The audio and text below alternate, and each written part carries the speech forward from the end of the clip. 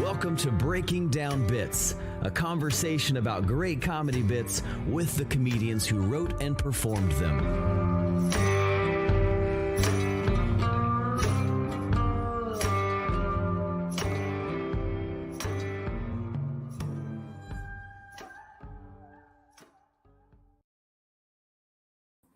Yo, Breaking Down Bits. I'm Brian Gendron. Hey, I'm Drew Jordan. Welcome back. We're so glad to be back on the run here, busting out some fresh podcasts, talking to some great comics, talking the business behind the scenes, the writing process, all that.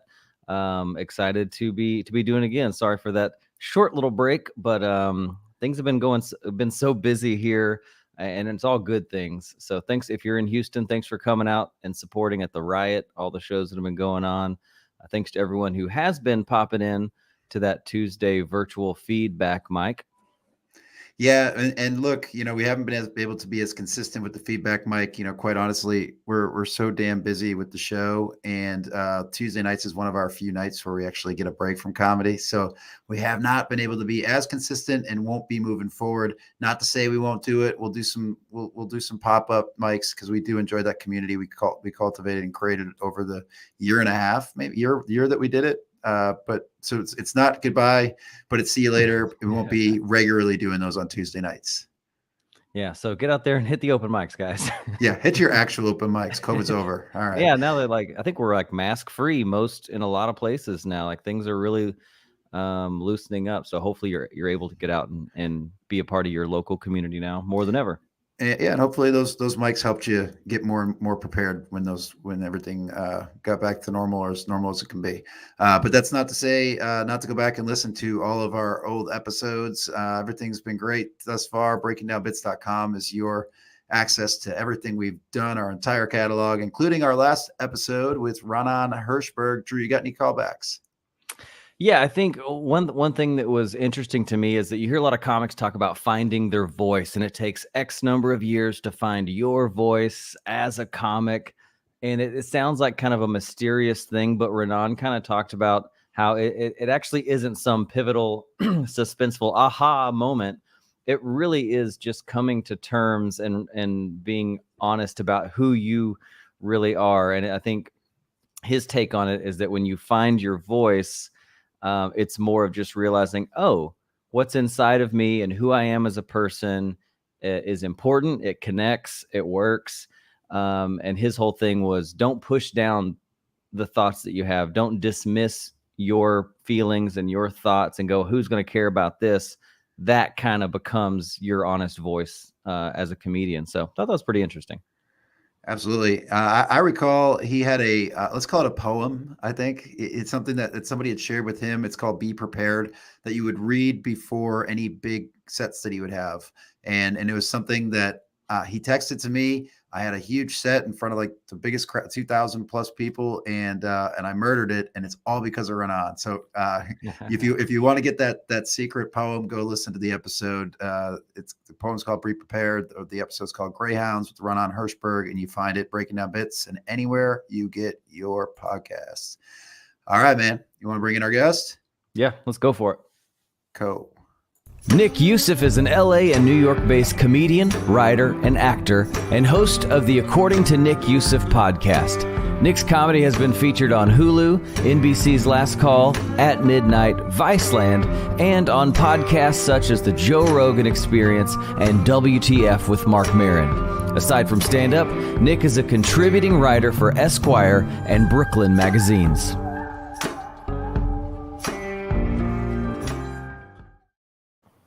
Hey, Nick Youssef. How are you, cool, man? That was a cool video. Yeah. Killing it, man. You're bi-coastal. That's cool. I am. Yeah. That's such a it's so trendy. I know it sounds so pretentious to be like, I tried never to use that word.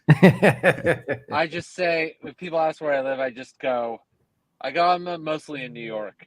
and then if they go, oh, well, what does that mean? I go, well, I go back and forth, and I'm on the road a lot or whatever. I try not to use that word. It just sounds like you're telling people you're better than them. It does. Well, thanks so much for doing the podcast. Excited to have you on and get into a lot of stuff with you. What we like to generally start out in is just talk about your start in comedy. Tell us how you started. Where were your first gigs? Where'd you grow up? And then we can get into some of the breaks that kind of got you to where you are now. So, well, where I am now is not very exciting. I'm on a small side road in a small town called Julesburg in Colorado. How did you get there? Okay, we'll get to that later. Right. Yeah. I started in Los Angeles, which most people don't do. Only because I grew up there. So I'm from the Middle East. I'm from Lebanon. I moved here to the States when I was a kid, when I was like 4 or 5 or something. And we just happened to land in Southern California. And then I ended up like starting in LA because I was like, well, I mean, the entertainment industry is fucking right down the street. So I figured that or move to New York because, I just didn't know. There was no real, internet to go look all this stuff up, or there were no podcasts about comedy to where you're like, well, how did everyone else do it? So I just found a bunch of open mics in the back of like one of those like weekly magazines. It was called LA Weekly, conveniently. And it had all these like listings for like, music open mics and comedy and like spoken word poetry and shit. And you would just have to look in these like tiny, because they would pay by the letter or whatever, so people would take out these like miniature ads, so you'd have to like look and see like, does this one allow comedy, does this one, so I found one at a place called the Ha Ha Cafe in North Hollywood, which is still there. It's still a comedy club. They moved since I started, and that was the summer of 2000, and I was 18, an 18-year-old kid. Wow. And I remember I was like working this job, like a fast food job. It's just it's at this place called New York Burrito, which doesn't make sense as a name, I know. And at the time I'd never been to New York or really anywhere. So everybody would come in and go, why is this place called New York Burrito? I'm like, I don't know. They're like, New York's not known for burritos. I'm like, I don't know anything. I'm a teenager. Just order your food and get out of here, But I told my boss, who was like only 23, it was like he started a business kind of young because he pursued music a little bit, and then he got out of that and was like, I want something stable. So he was like younger and kind of understood what I was interested in doing. And I told him, I go, hey, I found an open mic I want to do. And it's like in the Valley. Is it cool if I leave work like a half hour early? And he's like, you're going to be a comedian? I was like, yeah. And he's like, that's so out of nowhere. I'm like, we didn't know each other too well. And I was like, yeah, it's this thing I've wanted to do since I was like 13. I've never really told anyone about it, maybe like 1 or 2 friends. And he just thought that was so cool because he had just finished, trying to make it in music. He'd been in a couple bands. He was like, dude, you can leave an hour and a half early if you want. He's like, I think this is so cool. He's like, take off now if you want to like, collect your thoughts or whatever you got to do. And so I went to that open mic, and the Ha Ha Cafe was just transitioning from a Mexican restaurant that had some music on the weekends to a comedy club. So like they didn't have shows every night, and it was barely a comedy club. But what they did have was open mics Monday through Friday. Oh, because I guess at some point they realized like, oh, if we allow these like comedians to come in and charge them $5, to buy like a drink or whatever, they can perform. That's just free money for us. We don't have to do anything. And so they just did it, 5 days a week, and on weekends they had shows. So again, not knowing where anything was or who anyone was, I just went to that Monday through Friday every day for like a couple of weeks.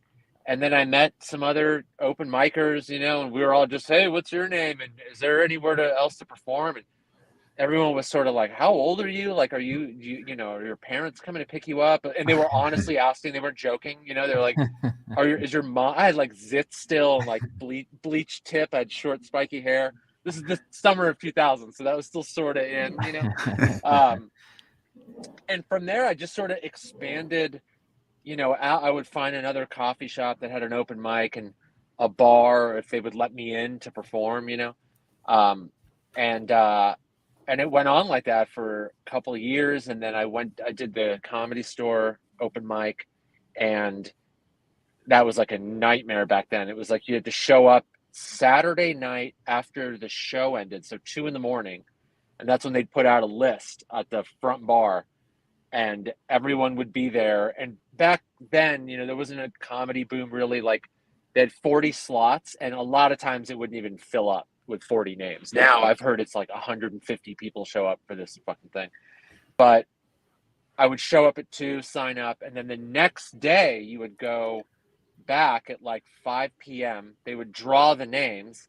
Then you'd leave again, and if you drew your name, you performed the next week. It was like this crazy system. It almost like deterred people. They were basically like, if you really want to fucking do this, and if you want to perform here are all the hoops you have to jump through, you piece of shit, is basically how they sort of viewed it.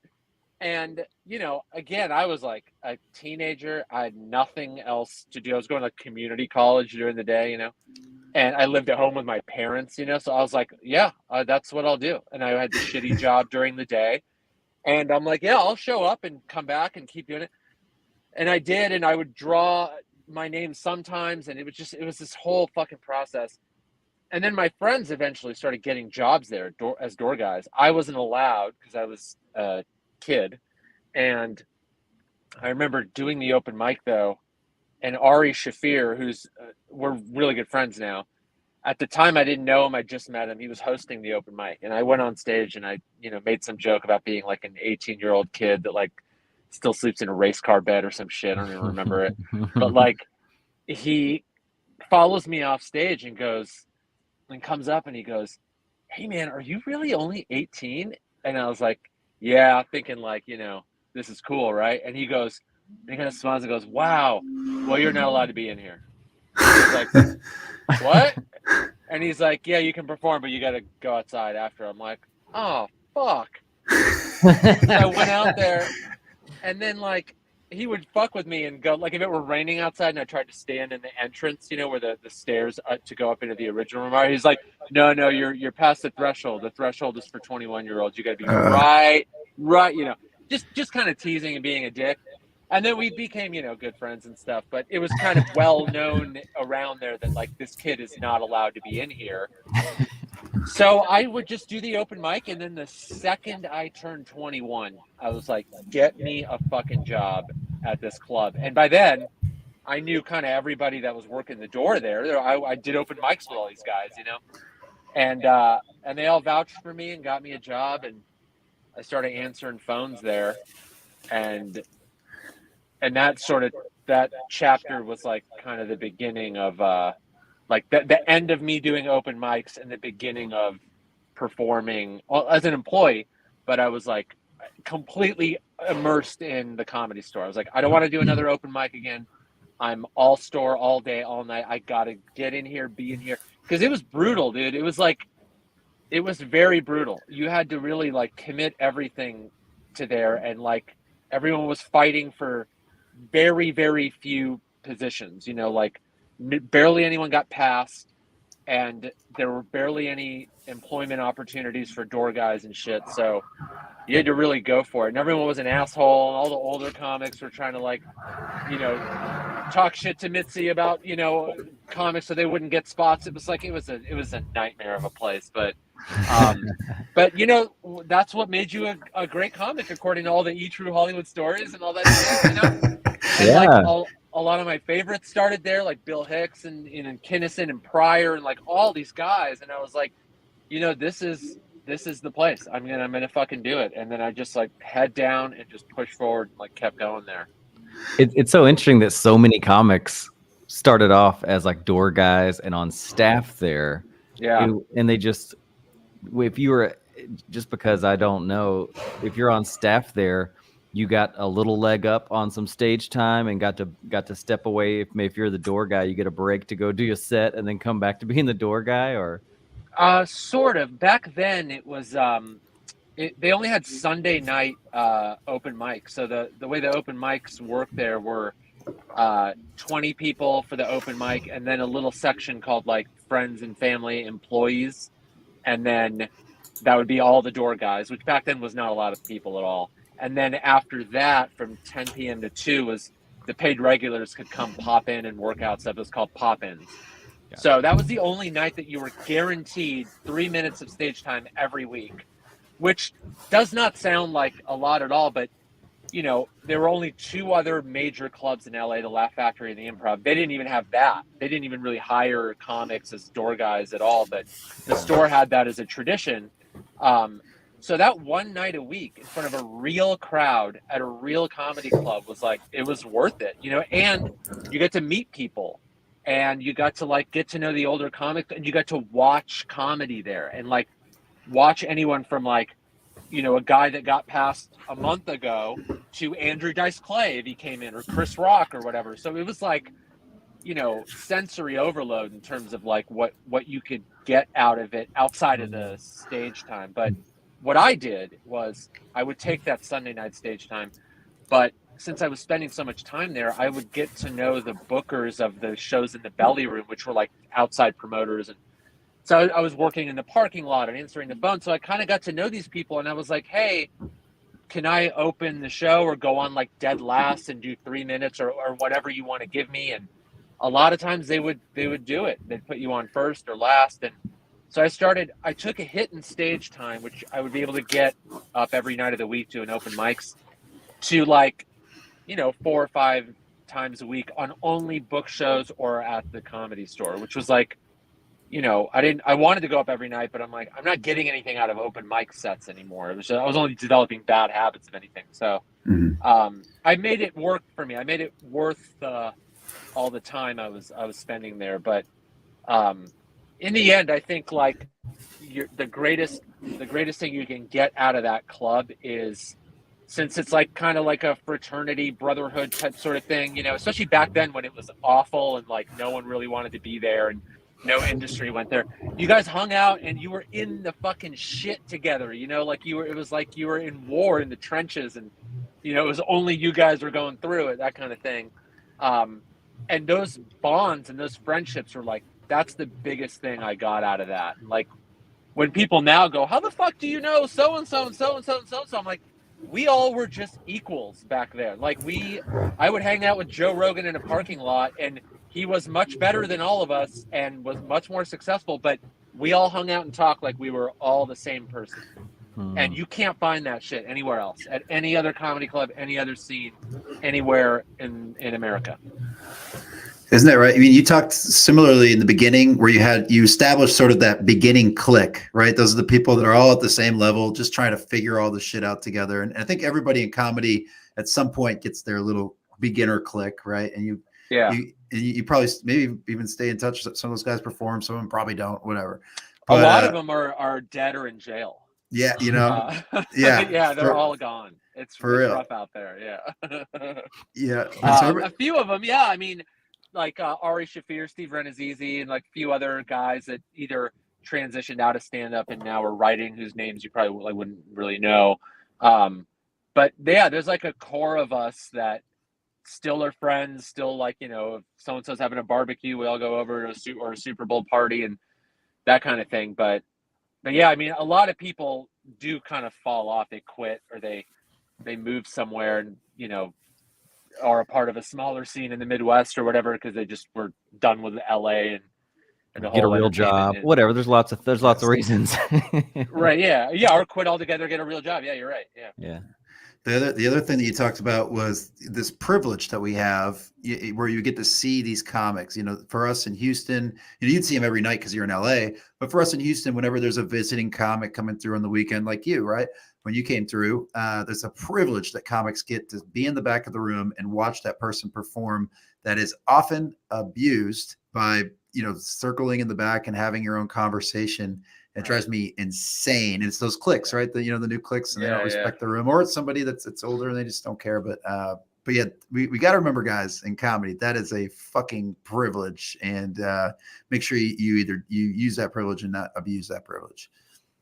Yeah, for sure. Yeah, I mean it's funny with comedians. It's like we are always so ready to criticize stuff or talk about or make fun of or whatever, that like you put a few comments in the back of the room, and it's like, good luck keeping them quiet for more than like 3 minutes, and sometimes it's like a good conversation. They're talking about how awesome the person is, and like, oh, did you see how he changed this segue from the night before and all that stuff. But like, yeah, it can get out of hand and shit. But the store was pretty good about that, because it was always so dead and so shitty back then that like we weren't trying to make it harder on each other, and like it took barely a whisper for you to hear, because again, there were 13 people in the fucking crowd, so you're like, I can hear every word you're saying, asshole. So after your time in the store, like what were the big breaks that happened? What were the big moments in your career that kind of like took you those leaps forward, those steps forward that really made a difference for you? Well, again, I'm in a shitty small town in Colorado, so those breaks have not come yet. I'm still you're quite successful though. No, I wouldn't say that. I do okay. But I'm driving a Toyota Corolla rental. I'm telling you, it's not that. It's not, things are not that great right now. No, it's okay. I would say the first my breaks for me personally, and I think that this has allowed me to stay in the world of entertainment. My breaks are like personal breaks, like things I've sort of wanted for a long time that probably don't mean much to other people, but it's got to mean something to you, and that's what's going to keep you there. Like if my whole thing was like, I want to get on the Tonight Show, and I kind of held on to that forever. The Tonight Show has changed so many times over the years that like eventually I was like, well, I mean, I don't really care if I ever do the Tonight Show or like anything like that. But like the one I had when I very first started was Get Past at the Comedy Store by Mitzi Shore, which I did. And that was like still to this day, because it's so few people have gotten that. And I mean, I was the last person that Mitzi passed. Or Argus Hamilton, who's like a Comedy Store legend, is still he would always bring me on stage as Mitzi's last project. He's like, boy, you're in luck tonight. Mitzi's last project's here. And people would have no idea what that meant, But that for me, because she was like on her way out of like not life. She lived for a while after that, but of handling things, she passed it on to this fucking idiot Tommy that took over for like 10 years. Right. And he was passing people sometimes as Mitzi. It was so crazy. But that was one, and that really allowed me to be taken more seriously by a lot of the other comics there, because they were like, all right, man, you're one of us. You're performing on these shows. You're not wearing the Comedy Store shirt anymore. As a door guy, I went and got a job like waiting tables and shit. And that allowed me to open for guys like Bobby Lee and Steve Byrne and Mark Maron and like all these guys. And like that elevated me a little. And, it wasn't like I got on a sitcom, but for me, it was like I took a step up in like legitimacy in what I was doing. And I would say the next thing after that, it wasn't like a big thing in terms of like something you saw, but I was in an acting class somewhere in the Valley, and I remember that this guy, his name is, he's actually a well-known actor. His name is Max Greenfield. He was on New Girl, and he was in the class, and he is such a good actor. He can do comedy and drama, and he's the sweetest guy. He's like the nicest guy. So we were in this class together, and I was objectively so fucking bad when I first started acting. I was so awful. It felt bad. I couldn't. The teacher was stopping us every 2 minutes, going like, "What the fuck are you doing? What is this? That's not a choice thing, But I worked at it because I wanted to get good. And then he one day pulled me aside and he goes, "Look, man, you've made a lot of progress as an actor." And like my at the time girlfriend, she was a casting director. They're now married and have kids. He's like, I want to recommend you to her, and I want her to bring you in for stuff if she likes you. And I was like, wow, really? And I was like, yeah. And I had no way into the world of acting before that. I was like, I don't know what you do, and I'd gotten a commercial agent and maybe done a couple of commercials or something. And he basically just put in a call and, was like, check Nick out, like bring him in for something. And I auditioned for 3 or 4 things. And then I booked a small, like, co-star role, like under 5 lines on a Fox pilot.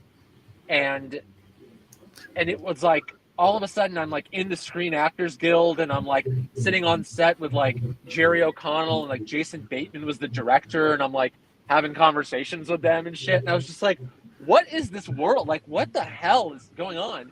And it was like a mind-blowing experience, because it was like overnight my opportunities became wildly different, and nothing in my personal life really changed. I was in the Screen Actors Guild. I could audition for more stuff, and you're taken a little bit more seriously by agents. I was able to get an agent and that kind of stuff, and audition for more TV shows and stuff like that. And I would book small little co-star roles and stuff.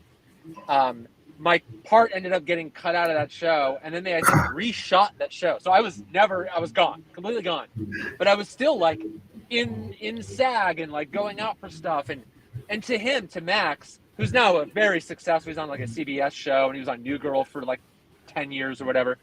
To him, it was just this little sort of like, oh, I've seen you make some progress and you're a nice guy. Let me just, call my girlfriend and have her bring you in. And to me, it was like, if he just didn't feel like it that day, or if he quit that class and went to another one, like, who knows how long it would have taken. And like, it was a little moment, but it meant like a lot to me. And it's like those little steps that like end up, allowing you to, do bigger things down the line. And like, I've never had a one big break. I've never had like, I auditioned for a sitcom, and then I was on that sitcom for 7 years, and now I'm touring the nation and everyone knows me. It was like I started comedy at a time where a lot of that was changing. Like they weren't handing out development deals at comedy festivals anymore. And like, you started using social media, like the early days of MySpace. People saw what Dane Cook did with that, and the things were kind of branching out in different directions. And you could still get a break like that, but that never really happened for me. I was like always in this weird space of like, I'm not white enough, and I'm not like Middle Eastern enough. Like there were like casting directors that always were like, we like you, but we're looking for someone more Arab looking. And they wanted someone like dark and like swarthy and evil, just racist shit like that. Or if I would go in for like a white character, because I can pass for anything, they would go, oh, you're not white enough, or your last name is Youssef, or you're Middle Eastern. I'm like, but who cares? There was like a lot of that kind of stuff, and I don't blame not getting things, but there certainly were roadblocks and things that I had to sort of come to terms with. But stand-up never, I could always just do that, and I could always, have total control over that kind of stuff. And did you feel like that your acting stuff, the acting experience and the classes played into your stand-up, or was it did you kind of feel like it was more of a separate option for making money and performing and for your artistic expression? I would say it helped, and in ways I didn't think it really would. I would say anything that involves writing or performing is going to help the other thing that you're doing. So if you're doing stand-up and you're like, oh, well, I don't want to do sketch and improv, still take an improv class or a sketch writing class, because all of these things are within comedy. They will help you like identify how structure works with jokes and that's and just what's funny in a scene. Because when you're doing stand-up, you're your own scene. You're up there. You're performing, and it like those things help you like get a laugh out of like moving your hand or like a facial expression in ways that you wouldn't think as a stand-up. Unless you already have a theater background and you probably like naturally are using that stuff. But the acting thing really, it helped me more with like commitment to certain like things, or like Just really like feeling the emotions in a bit, about pretending to be mad, like kind of going for it a little more. Cause like, acting really helps you like hone in on things like that. And I was never paying that much attention to those things in stand up, but I think all of that shit helps. If you take an acting class, take a writing class, take a sketch improv class, like if you have the tools and the time and like, and all that, just do it.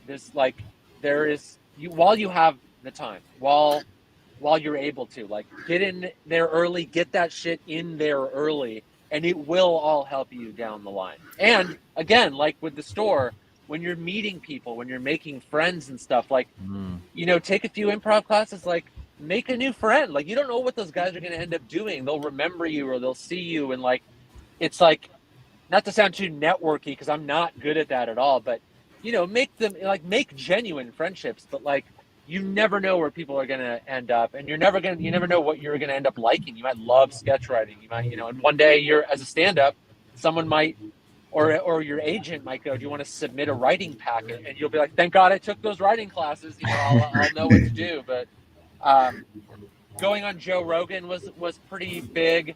I was put on Funny or Die, did a list of 30 comedians under 30 that you should look out for.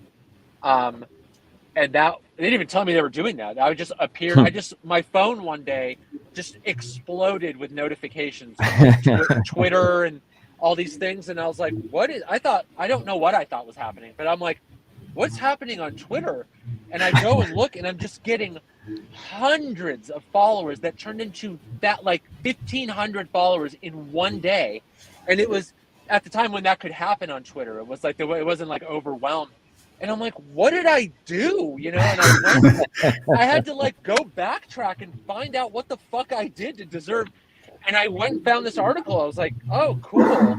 And that, that gets you more Twitter followers. And going on Rogan was big when my first comedy album came out. And that got me like a couple thousand followers in a matter of like minutes. It was insane.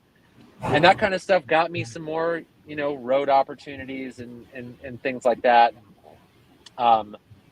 Putting out that first album when I did a podcast with All Things Comedy, they helped make that possible and promote it through the other podcasts. Bill Burr mentioned it on his podcast, and that, like, those things help in little ways, like, to me, it's been a lot of little things. But yeah, like all those things, like, and then just the hard work you put in between to kind of help make those things turn into other stuff. But yeah, I mean, I'm sure I'm forgetting a few things, but when you were on the Breaking Down Bits podcast, it just elevated your career to the next level. Yeah. I'll be able to upgrade this rental, I'm sure, by the time. Well, let's go ahead and pivot. We'll get into writing and performance. We'll start that by playing a quick clip of some of Nick's stand-up. I don't like talking to girls on the phone. No one talks on the phone, though. I think that's pretty cool now, right? For a minute, I missed it. I'm like, what happened to a conversation? I'm like, fuck conversations. Those are the worst. I don't want to hear from girls, my friends, family, any of that shit. To me, phone calls are the new dropping by unannounced. You know what I mean? Like, you're just driving down the street and then, whoa, dude. What the hell are you doing here right now, man? I'm driving a motor vehicle down the street, eating a sandwich and texting someone else, and you're just going to show up out of nowhere right now? No, you're being rude is what you're being, all right? So next time you want to call me, how about send me a text beforehand and let me know, all right? What a dick that imaginary friend was.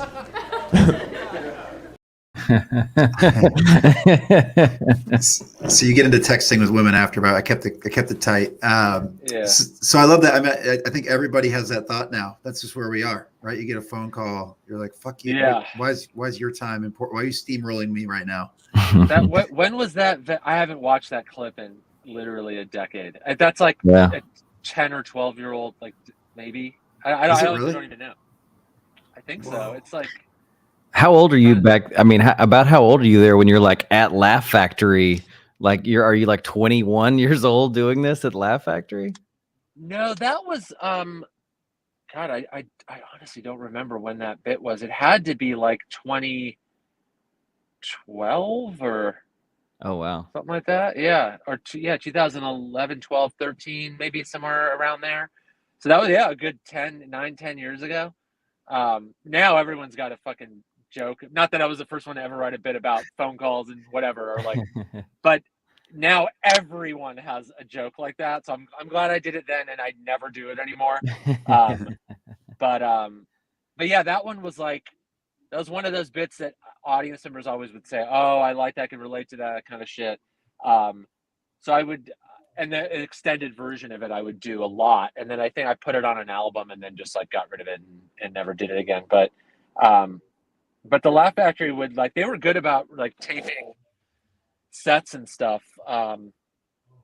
But I think they ended up like I don't know they were doing it without people's permission. I think sometimes or like selling the material to other I don't know, but I would never lead people to those bits as a result of that. But Yeah. um, What but do yeah, you, those what's your take on reusing material that's been on a special or something that you've released? Are you a Louis C.K. crash it all, never use it again, or are you kind of someone that pulls some of that back?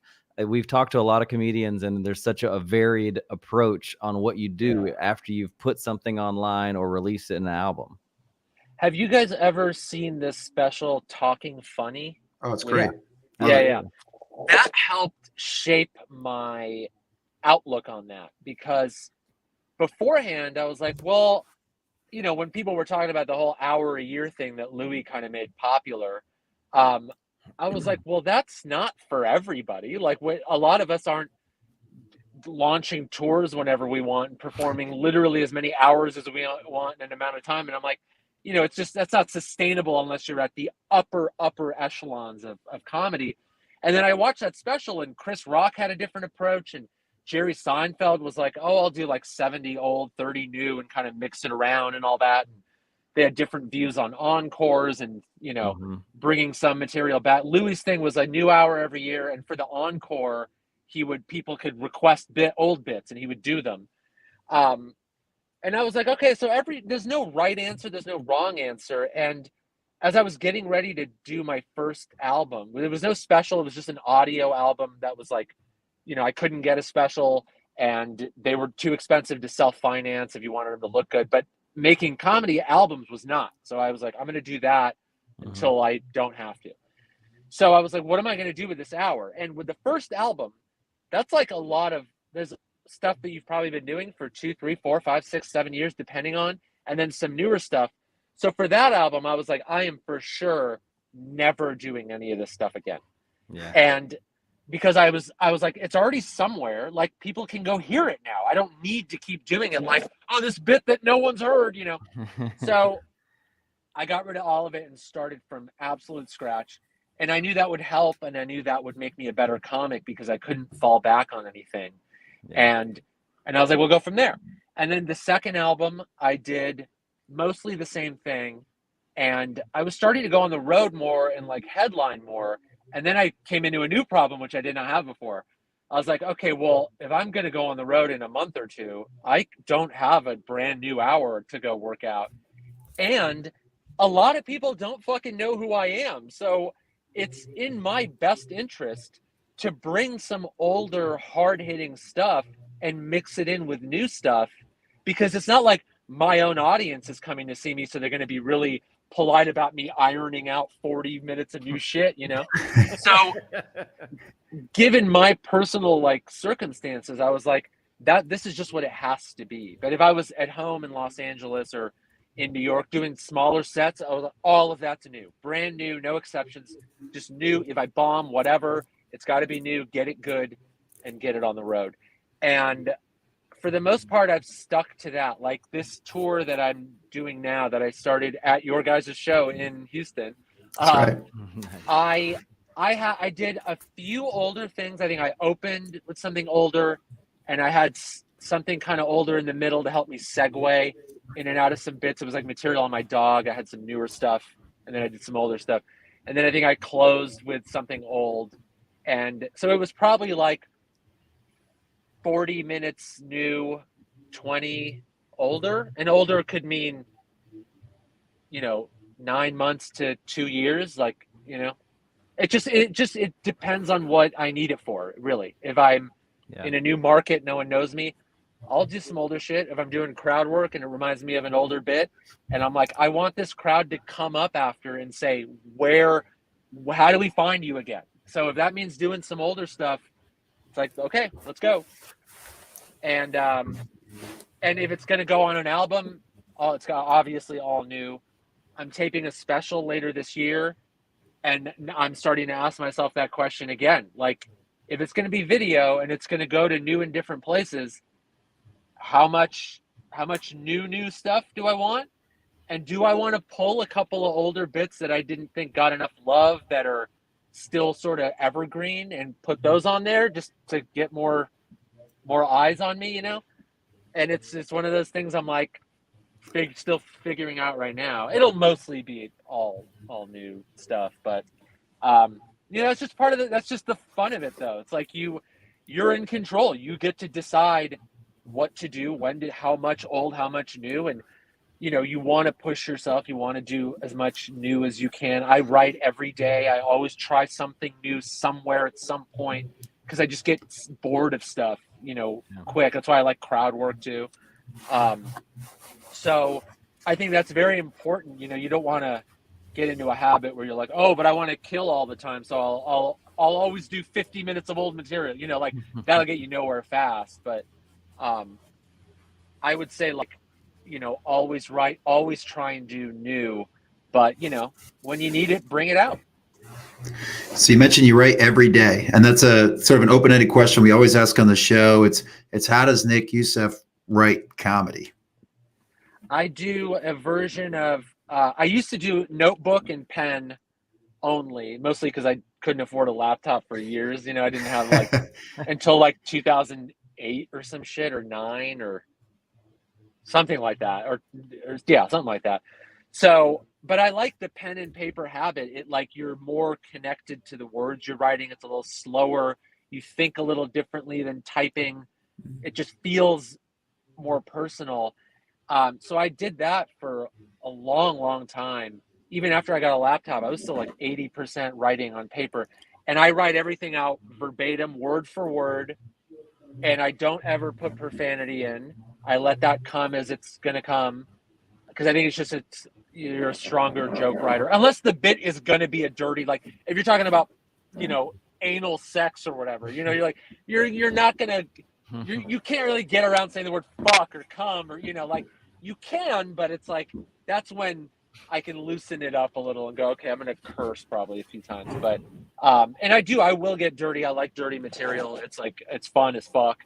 But verbatim, even now on a computer, and I have a notepad in my back pocket and a pen on me at all times, so I can write down something that comes up, which is something that's a good early habit to start. Is if you have an idea, stop literally whatever it is you're doing and write it down, because you will forget. Maybe not always, but it's gonna fucking kill you if you do, because that little sentence or fragment of a sentence could end up being a 7-minute bit that you are killing with all over the place.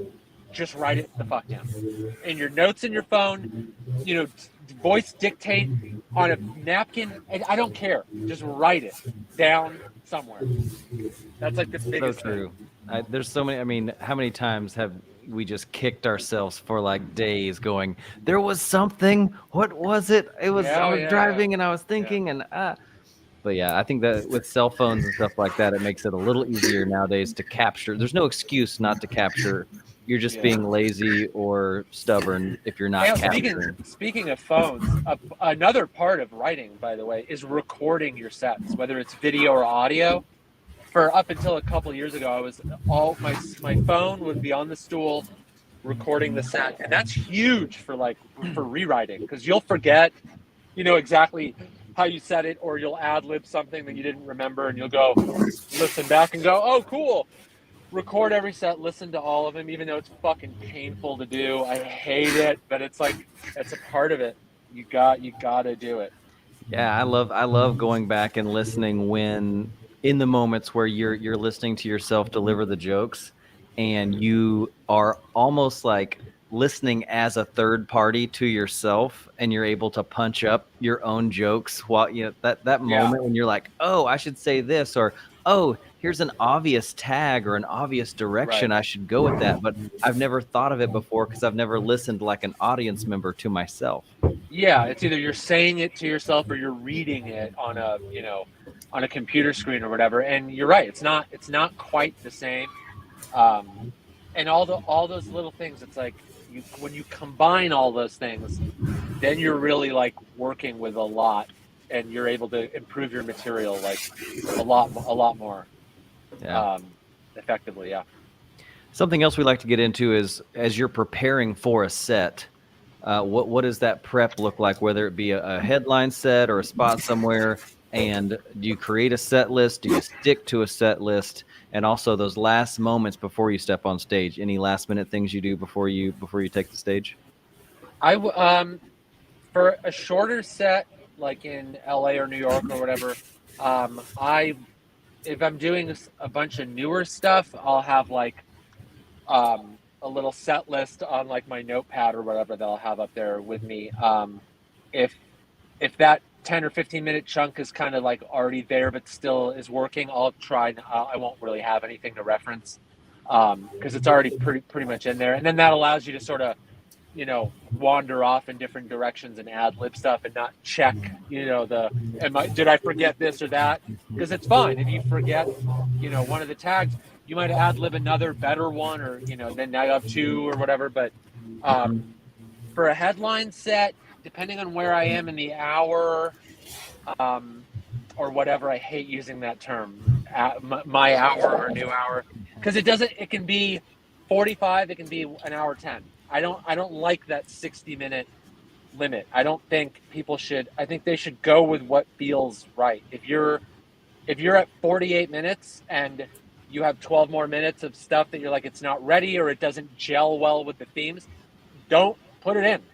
48 minutes, no one's ever complained that something was too long or too short if it was really good. If it's not, they'll be like, oh, when's this over? But like, it's the leave them wanting more thing, I guess. But depending on where I am with that new material, like I'll try not to have something. At the Houston show I did a year ago, I had my notepad, and it was just, there was tons of stuff, and I looked at it a lot, and I even told the crowd, I was like, we just came out of a fucking lockdown. I have all this new shit. I'm sorry, but that's the way it's going to be. And a lot of times audiences are forgiving, especially, this is a special circumstance of this pandemic, they get it. And if I'm doing a new material show, I will have as many notes as I want, and I'll fucking stop for 20 seconds to look at them if I feel like it, because that's part of it. I used to do a new material show every once a month. JF Harris and I used to do on his Comedy Store, and dude, those new material nights help you develop so much material because you can do it all in one set, and it doesn't matter how it goes, and you just get so much out of that. That's something I recommend people do. If you can find a new material show or even start your own, Yeah. I mean, you're going to be developing a lot of stuff. I'm actually thinking about starting, because we don't run an open mic, and I don't really care to, but we are considering starting a new material show for past comics, where just like you said, the expectation is there that the audience knows they're trying out new material, and that these are good comics, to let them work, and we'll all have fun. It'll be this serendipitous experience, and they like being a part of something new, and if they understand that's the situation. And a new material show with like professional comics is easier to get through, because we just know what to do, and if it's not going well, or just like reminding the audience that this is fine, and just with your own body language and your ability to keep a crowd, it's like it's way different than an open mic, and that's not an insult. Open micers just don't know yet, so it's like, there's stuff that they're not going to have the skills or the thought to even do to get through the sets, but they are so invaluable, those new material lines. They really, really are. And for those, I just look at the stuff again. I just go, okay, bullet points, and I go up. And for most sets, the last couple years, I will meditate at some point before I go on. And I mean, that could be anywhere from an hour before to 20 minutes before. I'll do a 10-minute meditation, and that gives me like 10 minutes after that. And I feel like it declutters my mind. I get those thoughts of, I hope I don't forget this, or I hope this goes better, or am I gonna, find a way to do this, or should I do this other thing? It just lets me go, it's gonna happen the way it's gonna happen, and there's always the next set if you forget it. Just remember where you want to start and remember where you want to end. And if there really is one new thing that you're like, I got to make sure, have that. But then after that, it's like, just like, let yourself be loose and and have fun. And meditating really reminds me of that, because I can tell myself all day long, like, be loose, have fun, or whatever. But that extra element has been really, really helpful. Yeah, that makes so much of a difference. Brian and I were just talking about this actually just like last week. I think when you go into a set with an ulterior motive or an agenda of XYZ jokes, you want to make sure you get all these 5 jokes, or I want to try this order. If that's all in your head and it's not about creating a fun, experience for the audience and a fun performance, it's really hard to have a fun. That's why it's so hard, I think, to get a good tape is because when you're like, I want this material on tape, it gets in your head, and then you get on stage and you're not your fun self or as loose as you want to be, because in the back of your mind you're going, don't get this joke, then this joke, then this joke, then this joke, and it's just a different headspace. Yeah, making a tape is the most unnatural thing a live performer can do, because you're not like as free as you really need to be in order to like deliver a great show. That's what's great about when you start headlining and stuff. There is no time limit, so you honestly can go on stage and just be like, yeah, I'll get to it eventually, because there's no one's lighting you. No one's like, oh, we got to get the headliner on. I mean, sometimes if there's a later show, they're like, can you try and keep it under, but even then you could do an hour 20 if you want. And like, and if you like doing crowd work and like riffing and stuff, like knowing that you have endless time, it's like, I feel I always get way more out of the set. The crowd likes it more, and my material feels more natural, and it improves because I'm able to verbally come up with segues, because sometimes writing them feels a little like canned and just didactic or whatever. But when you're just saying the things that you want to say and like letting the next thing come, sometimes you come up with segues, or you're like, oh, that's the perfect way into this, or come up with a new tag or two or whatever. But that's why I feel like, do you feel like that when it comes to writing material, I kind of get the sense that my brain works differently when I'm writing and when I'm talking. And so like, if I'm in the car just trying to talk out a bit, I seem to take different pathways than if I'm sitting at a pad and trying to write and try to write the same bit. Yeah, that happens. Well, I mean, it might happen a little less for me. I definitely know what you're talking about, but I think like, since I write everything out word for word, I've always written more conversationally. So like, it's a lot closer to how I talk. But there are some times where I'll write something out and it's too like jokey, like monologue-y. And then I'll say it and I'll go, that's not how I talk. What the fuck? Like, and then you kind of self-edit, and you sort of like discard words that would never fucking come out of your mouth, or just shave off like, the bloat in a joke. Sometimes you don't notice you're doing it until you listen to the set. You go, oh, I forgot to say that. And you go, God, it actually does sound better without that. I don't need it. I think doing both, talking out of writing on stage, writing out loud in your car when you're walking around, and on paper, and finding a way to like make all those things one is like, that's like, what your voice ends up being, I think, once you're like writing as you, like Lenny Bruce said, I don't know if I think he said this, I don't know if it was in a special, but he said, I'm not a comedian, I'm Lenny Bruce. was like a famous line that he had. And that is like the epitome of being yourself on stage. Like if you are writing only the way you talk, and it allows you to really get laughs out of stuff probably no one else could, because it's not you, it's not your delivery, it's not your humor, it's not your experience. That really opens you up to more. And then the fear a lot of people have, like, what if I run out of funny things or premises? It's like, keep heading towards like who you want to be on stage, or like the person that is funny to your best friend or whatever, your siblings and stuff, like that person who's just effortlessly can just be funny and not think about it. Like, that's your goal, is to be that guy on stage and have the audience feel like they're the best friend or the sibling or the girlfriend or whatever within like a minute or two. And then you're not going to have problems with premises or any of that. You'll still have to write and make it good, but I've never heard it put that way, that, a couple minutes in, you should feel like you're having a conversation with somebody who really knows you. That's really smart. I mean, if you can get to that point, you're gonna have a great set. You just are, and you're ready to have fun. You've meditated or whatever it is. You need to get to that space. Yeah. It's going to be a good set.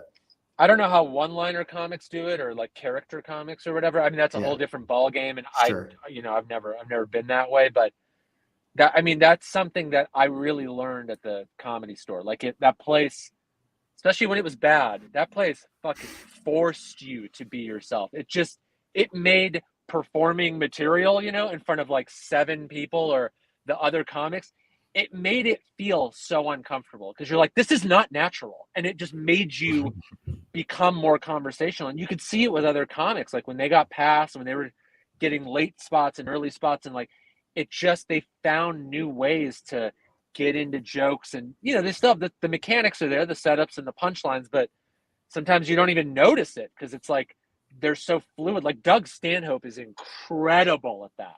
I mean, he's incredible at everything in comedy, but like he is so conversational. But he's got the jokes are in there, but he is so fluid, and it's like sometimes you're like, is this written out, or are you just saying this? Like like, and then you see it again, and you're like, oh fuck, like he's so conversational, and that, he's got 30 years in the game and doing the road and all different kinds of rooms, and like, yeah, that's a great guy to watch if you want to do like conversational comedy, like Stanhope, Chappelle, guys like that are masters of just like, he's just talking, like it's really just how it feels.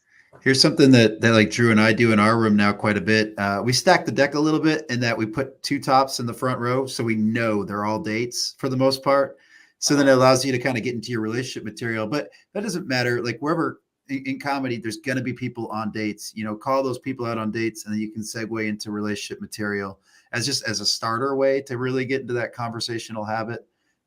Is something that I think we take advantage of in our room. Yeah, I do think starting with crowd work helps me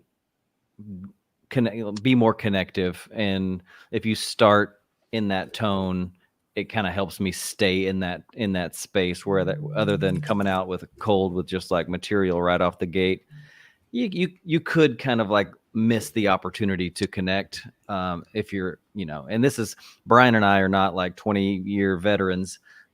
So we're still figuring it out, what works for us to get us in the sweet spot. And that's been really fun for us lately to just lean into that. Yeah, I'll bet. Those sorts of like experiments are like, that's how you figure it out, like talk to the couples, or, talk to even a single person, and like, it's, as long as it's a human being, they've been in a relationship at some point, or want to be one, or just got out of one. And, then it's like, and then like learning to kind of think quicker and be like, how do I segue in a way that's not forced? And like, that's, all that stuff is like, that's the fun of it. That's the part, those are the parts where you're like, I got to remember to have fun and just sort of like let myself, walk into the bit in a way I didn't yesterday or even on the first show. It's like, that's the stuff that makes it like, feel like this is a fucking live show for me too. It's happening right now, Yeah, that feels good. I know we're pushing up against almost needing to wrap up, but before we wrap up, I did want to ask one quick thing about the writing that you do for the magazines. How did Yeah. is that something that you had a skill with separately from the stand-up, or is that something that stand-up kind of got you that opportunity, and what kind of training or what have you done to become a better writer for those kind of things? I've always liked that sort of writing. I like essay writing and journalistic writing and stuff, and like I've always just gravitated to that sort of thing as like a fan of it, I guess. I just like reading it. And in 2014, I was putting out my first album, and I had a podcast called Occasionally Awesome that did pretty well. And Occasionally. yeah, Occasionally. yeah, we were like, well, let's not lie to the people, so we'll give them like a really honest name. And this writer for Esquire magazine he was a listener. He listened to the podcast and saw that I had an album coming out. He's like, hey, and I was doing a vinyl release for it too. He thought that was really cool. And he was like, I want to profile you for the magazine as like, the profile ended up being like the most stylish comedian we know, was like the whole gist of it. And they talked to me about like my style and this and that. And then they, promoted the album and all that kind of stuff. And it was like, I was like super honored to be like, yeah, it's a magazine that's like a fucking American institution, it was like crazy. And I was like, well, if they like me and my thing and like what I do represents the magazine, I was like, I'm going to ask if I can write for it. And I asked them, I was like, hey, can I contribute to the magazine? I would love to branch my writing out into this stuff. And they were like, yeah, absolutely. Like, what, do you have any ideas you want to pitch us? And I pitched them a few things. And then there's next thing you know, I'm like writing stuff and dealing with an editor and getting notes and going, and I liked it because there were topics I could get into that I knew a comedy audience was just going to be like, oh my God, we don't want to hear about the band Radiohead for fucking 12 minutes or whatever, So it was a good outlet. And I just I would do that whenever I had ideas that I wanted to, sort of flesh out in a form that wasn't stand up. And then Brooklyn Magazine, I've done more stuff for them lately. Same kind of thing. The editor knew who I was as a comedian already, and we got to talk, and he's like, I'd love some pitches, if you have stuff. And it's just, it's just like a fun other thing I can do. Yeah. And you're a big 90s, you have a lot of music and a lot of references to 90s music and stuff like that. So that's a fun, sweet spot to write about, right? Yeah, it is. I've written about the band Tool a bunch because they're my favorite band. So I've written like a bunch of pieces for Esquire on them and on Maynard himself. And that kind of stuff is great because like I'm 39. So a lot of people that grew up in the 90s like me are kind of at that age where they're getting a little nostalgic, or they're, they read those magazines, and like when they're watching comedy, they're like, oh, fuck yeah. So it's like, it like, it's fun in a way I couldn't have when I was younger, because I would oftentimes be performing to crowds that were older, and they're just like, I don't know your references, or so yeah, it's all, they're all challenges, and sometimes it's a little easier and more fun than other times. And but then the magazine thing, I'm very lucky I get to do that. I think it's a really fun thing. And again, just another thing to try. It's like it doesn't all have to be one thing. It doesn't have to be like, I'm a writer, I'm a stand-up, I'm a this, and more so now than ever with like stuff like this, these podcasts, and do it all and fucking have fun and try new things and work hard and be nice to people. And then one day you'll die. So that gets us to our last segment. Yeah. Speaking of segues. Great transition there. Yeah, here we go. Hold on.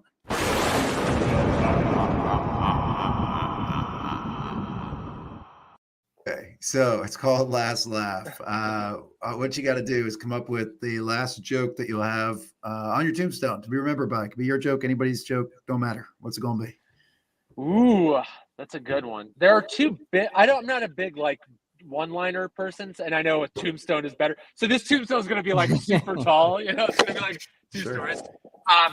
Two bits I've always loved, and I'm having trouble picking, but they're on Bill Hicks's Relentless album. There was a bit on the Jim Fix, the health guy that died while running, and then he does a Yul Brynner parallel, and it's about like, you don't healthy people die too, and that kind of thing. It's just so brilliantly and effortlessly, like he goes from A to B and back and forth. It's just like so well done. That one, and there's a bit that Louis C.K. used to do on being broke, and it was about how the banks take money from you when you're broke, and when you're rich they give you money. I mean, it's like a perfect bit. He gets the ins and outs of everything, and just takes you on this fucking like ride from beginning to end. And then if it's free, I can't afford it. That's too much for me. That kind of stuff. The wordplay in there, it's like that. That's like when I first heard that bit. You really love a bit when you're like, "Fuck, I wish I wrote that." It's like one of those things. But and I always reference it to people. If people like go, "Oh, I haven't listened to much of Louis C.K.," I just send them that bit. I'm like, that's just, and it's relatable to everybody. Everyone had no money at some point, at least most people had no money at some point, but, and I love it. And I've been in that exact position, and it's like, it just like, it still makes me laugh too. I'll listen to that bit when this podcast is over. Actually, I'm going to put it on and listen to it. So you know what? I'm going to go with that one. I like the Bill Hicks one a lot, but I clearly like the Louis one more. So I'm going to go with that one. Very cool. Well, let's do this. We'll wrap. How do people find you in the world? Well, I don't really use Twitter anymore. I just use it to post road dates and stuff. So that's going to be boring for anyone going to that. I use Instagram a lot, and that's at NickYoussef. Or go to my website, same spelling, NickYoussef.com, and then there'll be links to everything there. There you go. And I have a podcast called According to Nick Youssef, ATNY, and that's everywhere you get podcasts. And there's a Patreon link to that too. But I would go there if you want to be up to date on stuff. Instagram, podcast, and website. I got a TikTok, but I'm not using it that as much as I should yet. But yeah, those are the ones. Well, Nick, thank you so much for taking the time on your trip to speak with us today about comedy. So much fun. Really enjoyed it. Thanks for having me. And to any listeners that haven't been to a Riot show, go! It's so fun. I was so surprised by how you guys are like, you run a great show. The layout's awesome.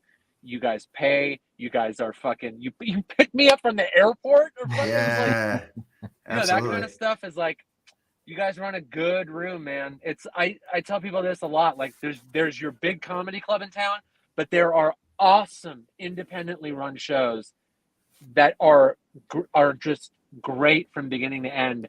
And you guys got a good thing going, man. And I can't wait to come back. Yeah, we love to have you back, and thank you so much for the praise, man. We appreciate it.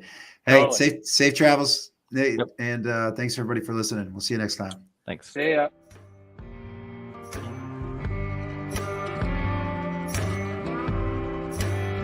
Thanks for listening to Breaking Down Bits. You can keep in touch or get more when you follow at Breaking Down Bits on social media, visit the website breakingdownbits.com, or shoot us an email at breakingdownbits@gmail.com.